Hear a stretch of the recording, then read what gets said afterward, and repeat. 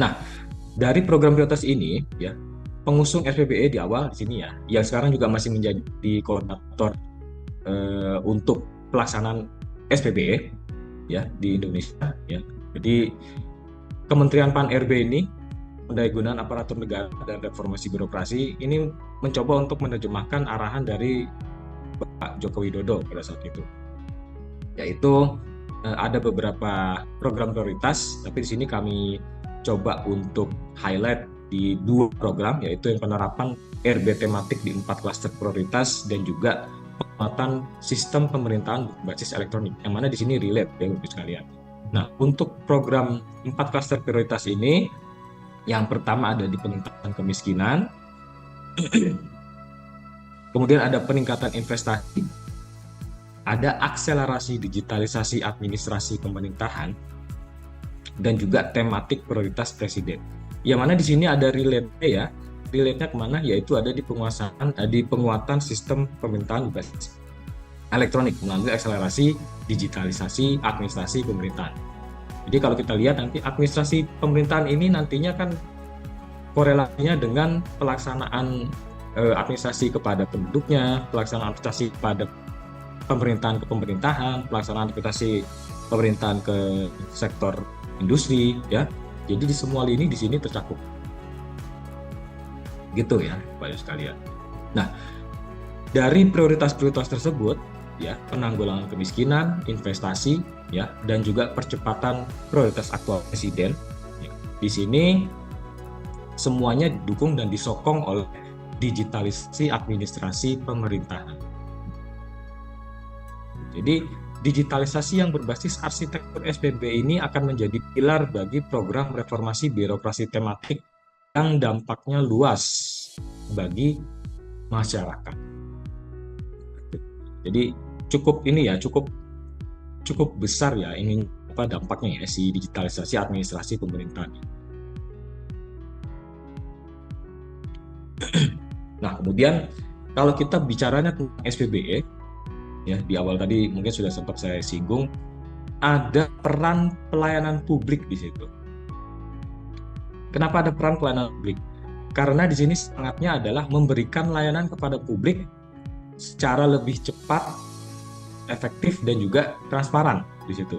Ya, jadi ada semangatnya di sini yang mana mengacu pada Undang-Undang Nomor 25 ya tahun 2009 tentang pelayanan publik, yang mana bertujuan untuk memberikan jaminan hukum atas penyelenggaraan pelayanan publik yang berkualitas. Ya, ingat yang berkualitas. Jadi kalau zaman dulu secara konvensional kita ketemunya sama operator mungkin yang ada di ini ya di desk gitu ya di counter gitu ya. Iya, misalnya operator tersebut ataupun pelayan tersebut moodnya lagi enak tuh hari itu, jelas dia akan memberikan pelayanan yang mungkin berkualitas. Tapi kalau ya namanya manusia ya, mood nggak ketahuan ya, moodnya bisa jadi mood lagi bagus, moodnya lagi nggak bagus gitu ya.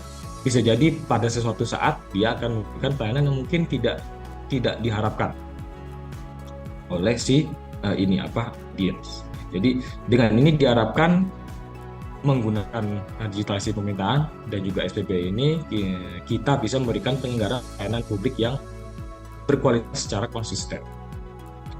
Kemudian untuk melindungi hak masyarakat sebagai penerima layanan. Nah, ingat di sini masyarakat itu ya sebagai penerima layanan.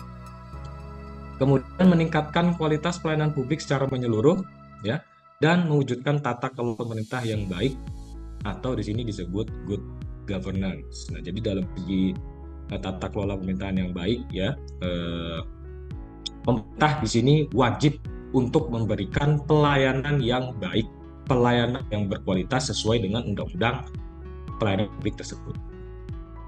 Nah, ini semangatnya dari relasi SPBE dengan pelayanan publik.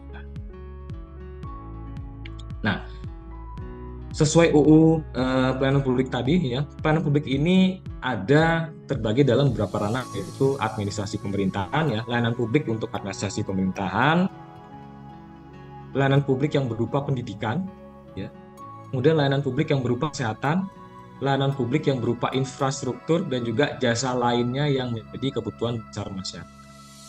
Dan kalau kita sudah berbicara tentang SPBE, ya, yang mana di sini semangatnya untuk melakukan pelayanan publik yang berkualitas kepada masyarakat, sudah pasti kelima aspek ini akan menjadi cakupan yang menyeluruh nih dari SPBE juga, dari layanan yang diberikan oleh SPBE. Administrasi pemerintahan sudah pasti, ya, pendidikan sudah pasti, ya, kesehatan juga sudah, ya, infrastruktur juga sudah pasti, dan juga jasa lainnya, ya, yang menjadi kebutuhan dasar masyarakat. Inilah kelima aspek yang nantinya akan menjadi ini ya tujuan utama dari SPBE untuk pelayanan publik yang prima. Nah, kalau kita bicara pelayanan publik, di sini ada hak masyarakat nih. Kita nggak bicara tentang kewajiban masyarakat, kita bicara tentang hak masyarakat dulu, ya. Hak masyarakatnya itu adalah hak masyarakat mendapatkan layanan sesuai dengan standar pelayanan yang telah ditetapkan. Jadi kemungkinan nantinya Bapak Ibu sekalian, kalau misalnya nanti ada evaluasi SPBE, ya, ada evaluasi RB, nggak usah SPBE deh, RB dulu deh.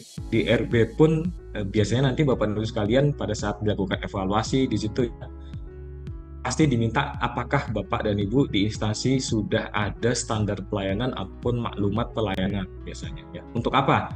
Agar nantinya pelayanan yang kita berikan kepada masyarakat itu ada standarnya. Kalau nggak ada standarnya, berarti nanti layanan yang Bapak dan Ibu sekalian berikan ini, ya, apakah nantinya akan ada kompensasi yang bisa diberikan atau tidak. Kalau misalnya tidak sesuai dengan standar pelayanan yang telah ditetapkan. Jadi standar pelayanan ini sebagai sebuah acuan agar pelayanan yang kita berikan bisa selalu sesuai dengan standar yang ada. Jangan sampai secara konsisten pelayanan yang diberikan itu di bawah standar, jangan sampai. Jadi di sini masyarakat untuk mendapatkan pelayanan sesuai standar. Kemudian mengajukan pengaduan atau keberatan jika layanan tidak memuaskan. Ya, ini masyarakatnya. Ini bisa dituangkan nantinya di kompensasi ataupun apabila pelayanan diberikan tidak standar. Kemudian mendapatkan perlindungan hukum terhadap hak-hak mereka. Ini sebagai warga masyarakat pastinya kita mendapatkan perlindungan hukum terhadap hak-hak kita. Nah, kalau tadi hak masyarakat, nah kita nggak bicara tentang kewajibannya masyarakat, ya. Kalau kewajiban masyarakat jelas, ya. Kewajiban penyelenggara di sini untuk pelayanan publik, ya. Yang pertama adalah ya kita sebagai pelayan publik, ya, kita wajib untuk menyediakan layanan sesuai dengan standar pelayanan. Jelas, ya, karena masyarakat harus mendapatkan layanan sesuai dengan standar pelayanan. Kemudian memberikan informasi secara transparan, menindaklanjuti keluhan masyarakat, dan juga menjamin akses layanan kepada semua orang tanpa diskriminasi. Ya, karena kita bicara tentang masyarakat, ya, yang terdiri dari berbagai lapisan lini masyarakat di situ. Jadi ada haknya si masyarakat, ada kewajibannya si penyelenggara. Ini semangatnya dari pelayanan publik, ya, yang mana di sini bisa diakomodir nantinya dengan implementasi SPBE, ya, kalau misalnya kita ingin melaksanakan layanan secara digital, ya, secara elektronik. Nah, tadi semangatnya nih, lihat, ya,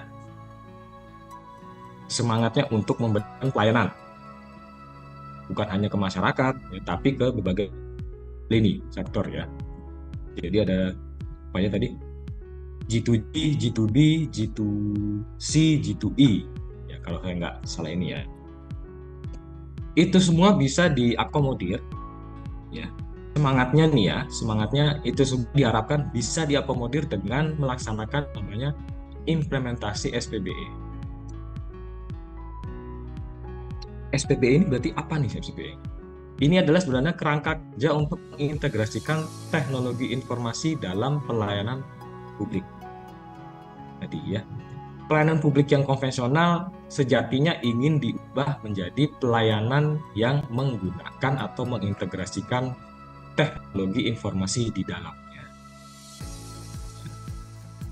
SPBE adalah langkah strategis dalam digitalisasi pemerintahan, dan ini mendukung inovasi dan efisiensi dari proses kerja pemerintah.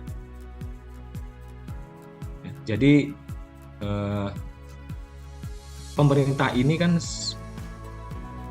pastinya dituntut ya, setahun, setiap jangka waktu 5 tahun, setiap ya pokoknya setiap waktu ya dituntut untuk terus melakukan inovasi dan efisiensi. Yang sih efisiensi di sini ya, efisiensi ini bisa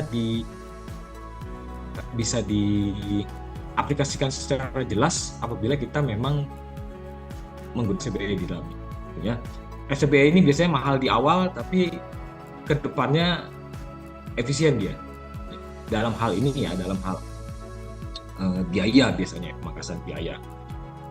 Jadi SPBE ini sebagai semangat untuk melaksanakan pelayanan publik ya dengan menggunakan teknologi informasi, di mana dalamnya kita tetap ya secara kerja si pemerintah ini mendukung inovasi dan efisiensi. Ya.